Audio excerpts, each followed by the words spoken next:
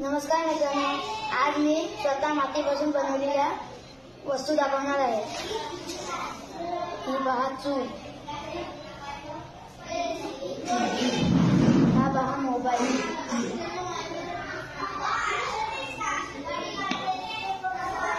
हा पहा कांदा,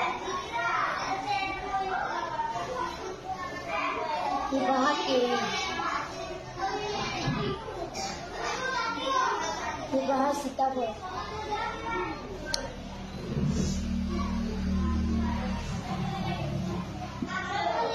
ही पहा पिंडी, शंकराची पिंडी, ही पहा गाडी,